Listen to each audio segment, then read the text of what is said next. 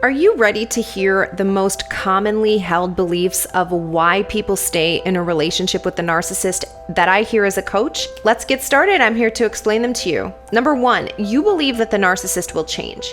When you're in the thick of it, it's hard to imagine a future without the narcissist. You desperately want to believe that they will change, that things will get better, but they never do. The cycle of abuse continues and you are left feeling hopeless and alone. This means you are left hanging on to the hope that things will get better while the abuse is actually getting worse. It's escalating and increasing, even if you can't tell it. Sometimes this feels like the frog sitting in a pot of water that doesn't recognize the slight degree changes until the water is at a full-blown boil. You tell yourself that this is just a phase and that the person you fell in love with is still in there, waiting to come back. You convince yourself that it's only a matter of time before they change back into the loving partner you once knew, who, by the way, may not have even been real. This version of the person may have just been a construct in your mind. Either way, it just never happened. The narcissist remains unchanged and continues to manipulate and mistreat you. The second belief is that you believe God wants you to stay with the narcissist. You may have been taught that God wants you to stay in your marriage no matter what. You may think that you just need to try hard enough or pray hard enough and then things will get better, but they never do. The cycle of abuse continues and again you feel hopeless and alone. You think that if you leave, you're going against what God wants for your life. And you cling to the belief that even though things are bad, you must stay together for some greater purpose. But what about your own purpose? What about your well-being? What if God actually doesn't want you to be in a miserable and toxic relationship?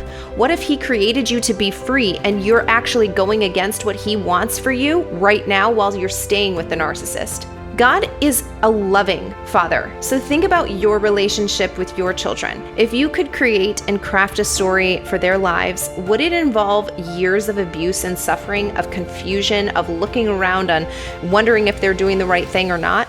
Of course not. Right? You would want them to feel secure. You would want them to know that you have nothing but good intentions for them.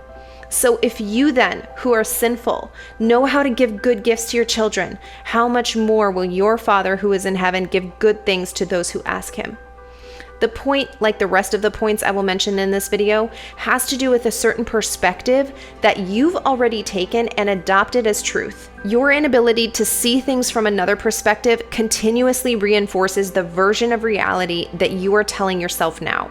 Today, open your heart and your mind to consider another possibility. The version of reality that you hold on to will still be there if you choose to pick that perspective up again after you've considered others. This is a no-risk situation for you. Just consider another possibility. Belief number 3, you think that there's something else you haven't done or haven't tried yet that will suddenly shift the trajectory of your relationship.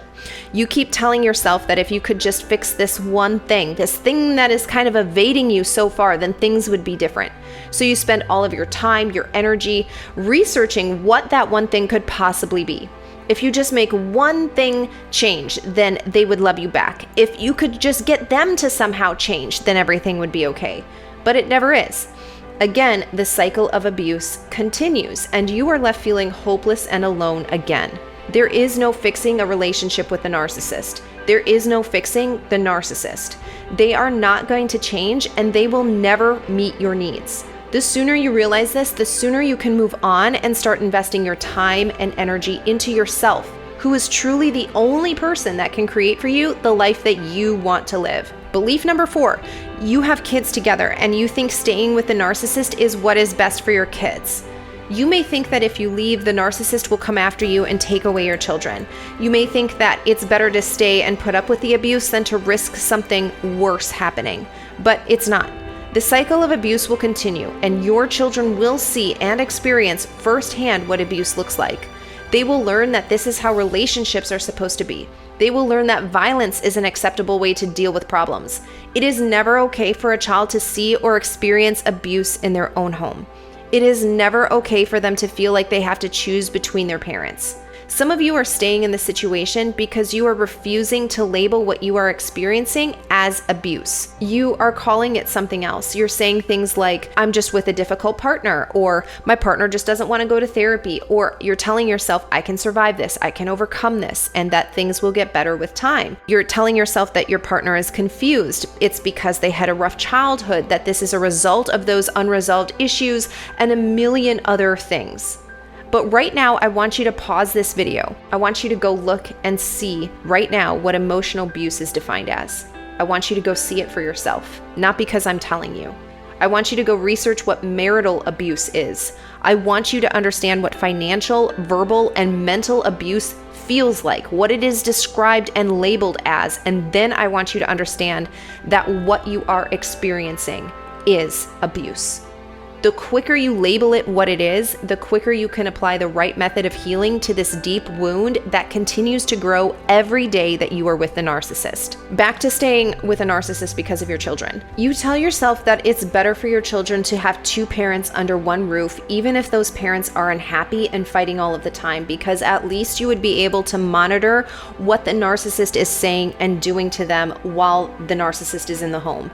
You think it's better for your children to grow up without one parent, especially if that parent is you, or from being shuffled back and forth between homes. But what kind of examples are you setting for them if they see their parents constantly unhappy and miserable? What kind of message are you sending them about relationships? Do you think that it's fair that your children never see you fully happy, satisfied, and fulfilled? What do you think it's saying to them when you accept the gaslighting, when you don't make a change, when you are fully able to? Is that the message that you want to send to your children? That you are busy, that you are absent, that you are disconnected from the thing that you love and cherish the most, which is them, because you are trying to manage your own emotional and mental responses to the abuse while simultaneously trying to protect your children and manage the whole home. When is enough enough? Right now, I want you to decide this for yourself. Pause this video once again. At what point will you be willing to say, I have tried all I can possibly think of, and now it is time for me to try something that I haven't done before? Only you can make this decision, but I encourage you to make a predetermined choice right now. Sometimes the right answers, they're not easy, but my Narcissistic Detox Intensive can make these transitions much easier. If you want to see if you qualify to join, text me the word detox to 512-677-9322. False belief number 5 is that you think that you're just in a rocky patch of your relationship, or you're in a contentious relationship, and that everybody experiences what you are experiencing and you just need to suck it up. You may feel like you're the only one who is having these problems in a relationship, and you may feel like there's something wrong with you because none of your friends seem to be dealing with this kind of stuff.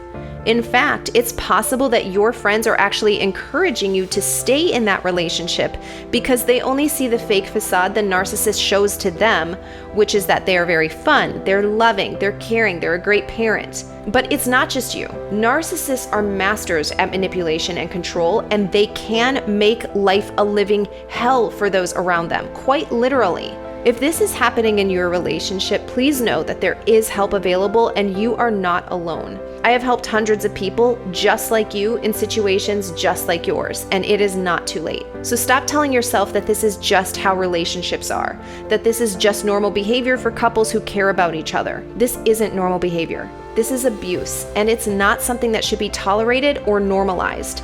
You deserve so much better than the life you are currently living. I can tell you all the information, but until you truly believe this for yourself, until you believe that your self-worth is higher than the standard that you have been accepting from the narcissist currently, I can't help you. So when you are ready to truly make a change and never go back to your old ways, text the word detox to 512-677-9322. And if switching between your house and the narcissist house is a nightmare for you and your children, I want you to check out this video next, which gives you tips on how to deal with the switching hours.